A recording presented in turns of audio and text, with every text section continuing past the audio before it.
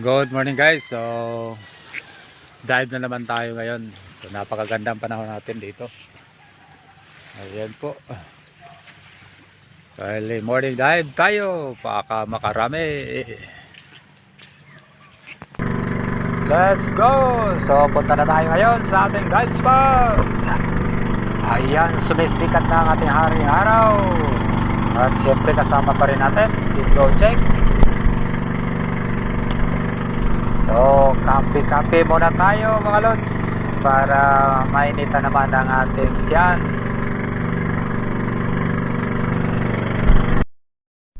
So, dito na tayo sa ating spot. Let's go! Dive safe sa lahat.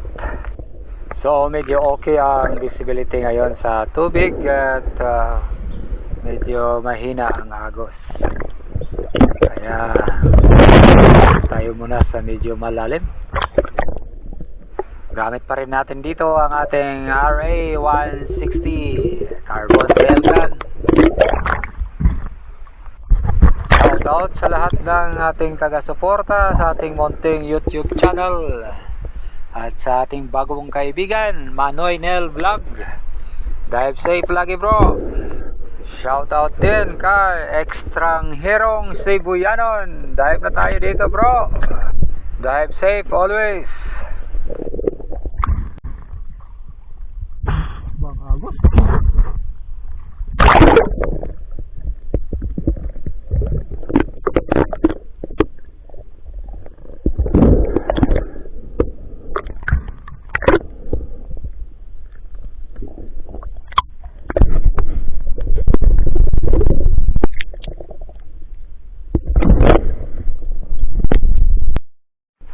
So ito yung ating unang drop at warm up dive ay nakita tayong mga triggerfish sa ilalim. As usual, free fall muna tayo para smooth yung baba natin. Ayan po.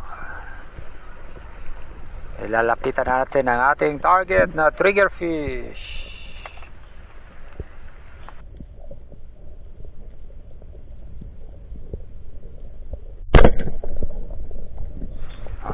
Ayan, tinamaan po at isa itong stone shot.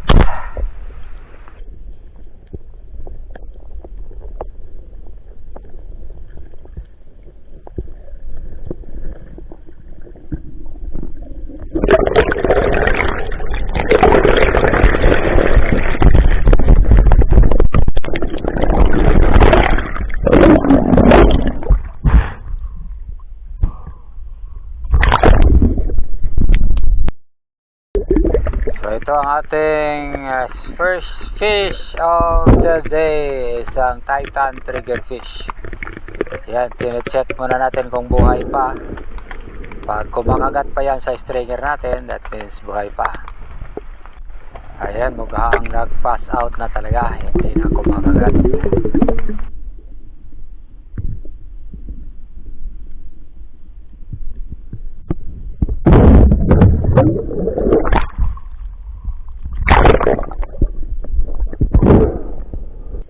O mabante ako dito dahil maraming bait fish ang ating nakikita.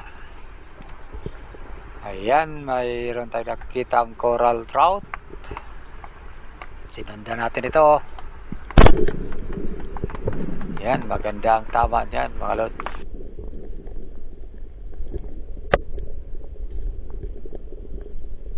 So ito po ang aking second fish of the day, isang coral trout.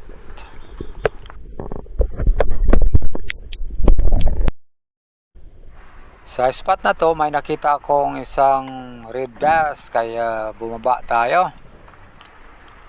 At habang nag-pre-fall may nakita tayong coral trout, so di muna natin ito tinira. Dahil ang target natin ay ang red bass. Mayroon din tayong nakita ang isang trevally na maliit. Ilang sandali pa, may nakita na naman tayong isang maliit na barakuda at talagang lumapit ito, pero hindi natin ito tinira kasi maliit pa. Saka na muna kung napakalaki na niyan. Habang ako'y naghihintay dito sa ilalim, nakita ko na sa di kalayuan ang red bass at unti-unti na itong lumapit sa atin. Kaya naghanda na ako kung sakali ay titirahin talaga natin to.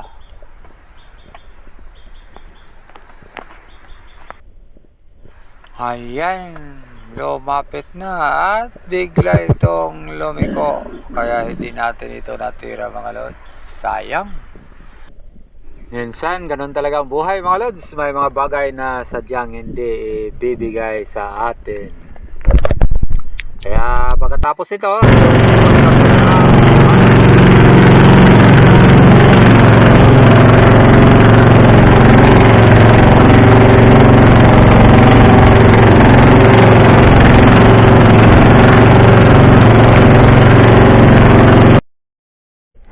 ang spot na to ay bago para sa akin at medyo malalim. Dito mapapansin natin na may mga bait fishes at mga parrot fish.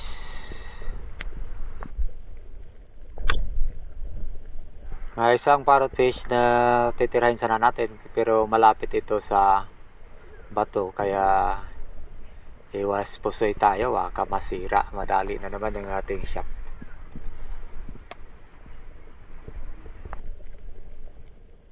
Ayan, parrot lovers, ligtas ang mga paborito nyong isda. So wala tayong tinira sa episode na to na parrot fish.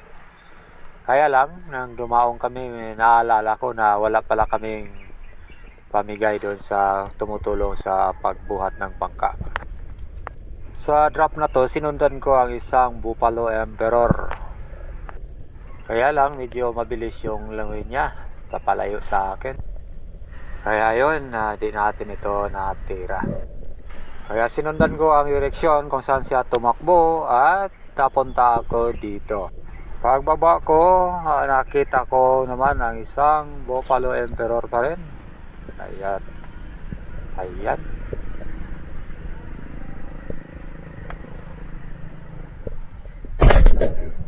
Tinira natin mga lods at natamaan. Kaya lang malapit na itong makawala. Kaya minabuti natin na dakmain ang isda. Isang paalala lang sa ganitong sitwasyon, lalo na kung medyo alanganin ka na sa hangin, hayaan mo na lang ang isda. Kalimitan marami ang nadidisgrasya sa ganitong sitwasyon. Sa sitwasyon ko, okay pa naman ang hangin ko. Kaya maayos natin itong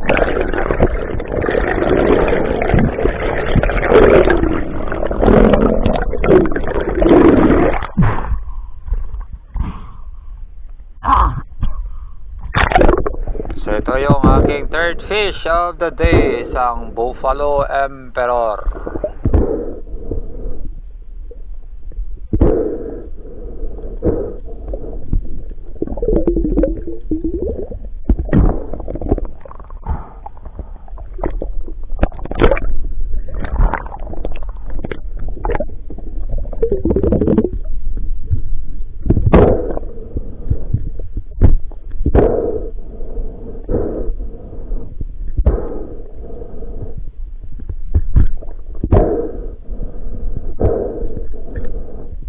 Sa aking pagpapatuloy, binalikan ko ang isang old spot. At dito may nakita akong isang midnight snapper. At yan, tinira natin.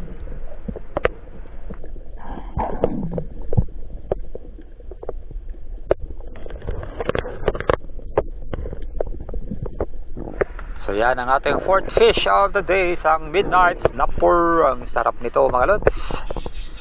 Paboritong luto ko dito ay sinigang, lalo na sa mga good size. Pero kung medyo oversize na siya, medyo makunat ang isda nito.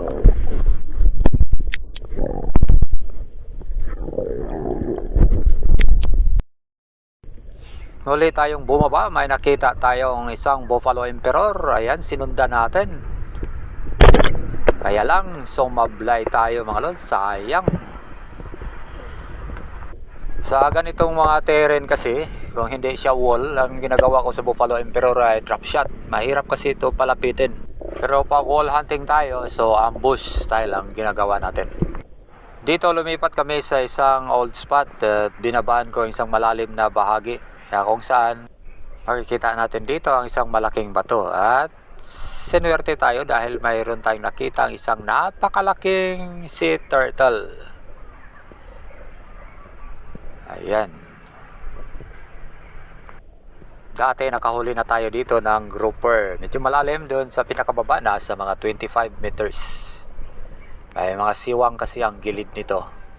But this time medyo tahimik ang paligid. Mayroon lamang mga batfish sa baba.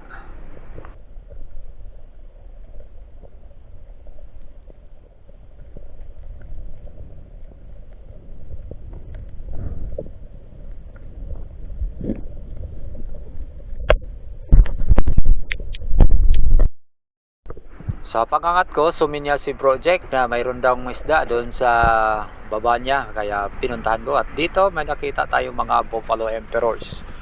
Kaya nag-drop tayo at ating sinundan. Kaya lang lumayo yung target natin.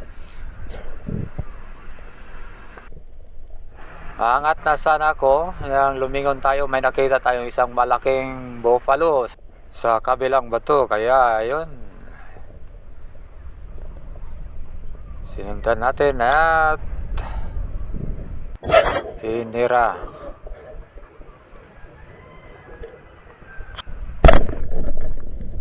Maganda naman ang tama, kaya lang malalim. Medyo nahirapan tayo dito at kinapos konti sa hangin. Pero nandun naman si Project nakaantabay kung sakaling mayroong mangyari sa atin.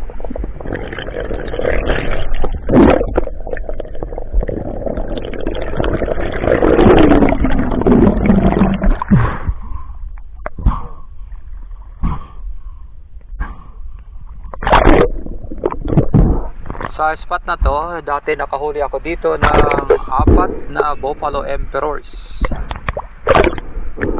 Ang dami nun. Gamit ko lang yung aking 140. Ganun pa rin. Drop bombing tayo. Ayan ang ating huli. Ito ang ating second Buffalo Emperor sa dive na to.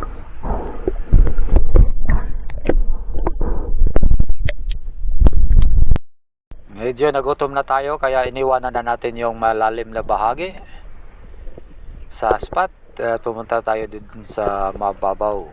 At dito bumaba ako, may nakita akong isang maliit na midnight snapper at tinira na natin. Ayan. So ito po ang ating panghuling isda sa episode na to, isang midnight snapper. Ito yung binigay natin sa ating mga kaibigan na tumulong sa atin sa pag-angat ng bangka namin.